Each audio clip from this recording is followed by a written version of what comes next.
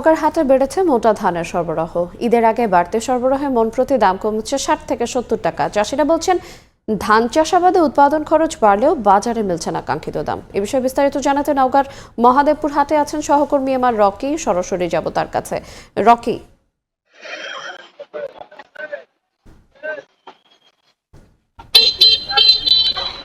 আর এক সপ্তাহ পরে পবিত্র ঈদ উল ফিতর। এই কৃষি নির্ভর জনপদের যারা কৃষক তারা মূলত ঈদের বাজার সদাই করার জন্য এই মুহূর্তে তারা হাটে ধান তুলছেন এবং সরবরাহ বেশ বেড়েছে। আমরা বিশেষ করে লক্ষ্য করছিলাম মোটা যে ধানগুলো রয়েছে এই ধানের সরবরাহটা এখানে বাড়তি এবং সরবরাহ বাড়তি হওয়ার কারণে স্বাভাবিকভাবে দরের যে জায়গাটি সেটি কিন্তু বেশ পতন হয়েছে। আমরা দেখছিলাম প্রতি মনে 30 থেকে 50 টাকার উপরে এই মোটা ধানগুলো, এবং মোটা ধানগুলোর জাতের মধ্যে রয়েছে সন্না 5, বিধান 51। এই ধানগুলো বিগত 1-1.5 সপ্তাহ আগে বিক্রি হয়েছিল 1200 টাকার উপরে। সেই ধান কিন্তু এই মুহূর্তে 1150 বা 1130 টাকা কিনা হচ্ছে এবং এরকম একটি দর কমে যাওয়ার কারণে চাষিরা কিন্তু বেশ হতাশ প্রকাশ করছেন। কারণ তারা বলছেন যে ধান উৎপাদন করতে একদিকে খরচ বাড়ছে, অন্যদিকে কিন্তু হাটে তোলার পর দফায় দফায় ধানের দর পতন হচ্ছে এবং এই দর পতনের কারণে তারা বেশ আর্থিক ক্ষতির কথাই বলছেন। এবং যদিও সরকারের যে বেঁধে দেওয়া দর রয়েছে 1300 টাকার উপরে, হাটগুলোতে কিন্তু মোটা ধান তার চেয়ে অনেক কম দরে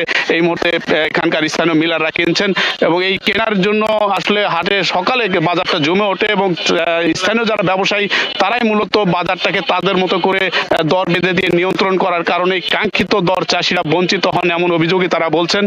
তবে এবার যেসব চিকন জাতের ধান রয়েছে সুগন্ধি, এই ধানের দাম আবার বেশ চড়া আমরা লক্ষ্য করেছিলাম। বিশেষ করে বিধান 34 জাতের সুগন্ধি জাতের আজকে ধানের হাটে আমরা দেখছিলাম প্রতি মন 3100 টাকা বিক্রি হচ্ছে। অন্যদিকে বিধান 90 জাতের, এটাও সুগন্ধি জাতের, এটি আবার 2900 টাকা।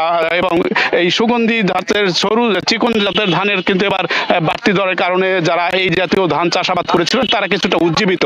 তো মোটা জাতের ধানের এই এলাকার চাষাবাদটাই বেশি হয়ে থাকে এবং কৃষি নির্ভর এই জনপদে সার্বিক জীবন প্রবাহটা কিন্তু ধান চাল কেন্দ্রিকই হয়ে থাকে এবং ধান কেনা বেচার মাধ্যমে কৃষকের তাদের যে সংসারের দেনা পাওনা আয় ব্যয় সার্বিক একটা হিসাব থাকে। তবে ঈদের আগে এরকম হঠাৎ দর কমে যাওয়ার কারণে মোটা জাতের ধানের দাম কম হওয়ার কারণে তারা তাদের যে প্রত্যাশা থাকে আয় ব্যয়ের হিসাব নিয়ে কিন্তু একটা গরমিল তারা লক্ষ্য করছেন। কারণ বলছেন কৃষি উপকরণের দাম কিন্তু বেশ বেড়েছে, উৎপাদনের যে লক্ষ্যমাত্রা সেটা কিন্তু কাঙ্ক্ষিত সেই জায়গায় ঘাটতি পড়ছে। অন্যদিকে হাটে দফায় দফায় দর কমে যাওয়ার কারণে তারা আর্থিক যে ক্ষতির মুখে পড়ছেন, এরকম কথা তাদের দিক থেকে আসছে। এবং হাটগুলোতে আমরা লক্ষ্য করছিলাম স্থানীয় যারা ব্যাপারী তারাই মূলত দর তাদের মতো করে বেঁধে দিয়ে, এবং স্থানীয় ব্যাপারীদের যে ব্যাখ্যা এলসিতে চাল আসছে এবং এই চাল আসার কারণে তারা তাদের দরের জায়গাটা কিছুটা নামিয়ে দিয়েছেন। পাশাপাশি কর্পোরেট প্রতিষ্ঠানগুলো যে দর বেঁধে দেয় সেই দর আনুপাতিক হিসেব করে তারা ধানের দাম বেঁধে দিয়ে ধান কেনার কারণেই তারা এরকম একটি দরের পতনের হিসাব তারা এই হাটগুলোতে দেখানোর চেষ্টা করছেন চাষিদের। তবে হাটে সরকারের যে নজরদারি শাখাগুলো রয়েছে এই শাখাদের কিন্তু আমরা এখানে দেখতে পাচ্ছি না বা দেখার কোনো সুযোগ নেই। ফলে বাজার ব্যবস্থাটা কিন্তু পরিপূর্ণভাবে ব্যবসায়ীদের নিয়ন্ত্রণ, ব্যবসায়ীরাই তাদের মতো করে এই বাজারগুলোকে সকালে শত শত মন ধান, বিশেষ করে এই হাটগুলোতে মহাদেবপুর এই মুহূর্তে হাটে রয়েছে বিপুল ধান কেনা বেচা হয়ে থাকে। সপ্তাহে 2 দিন হাট থাকে।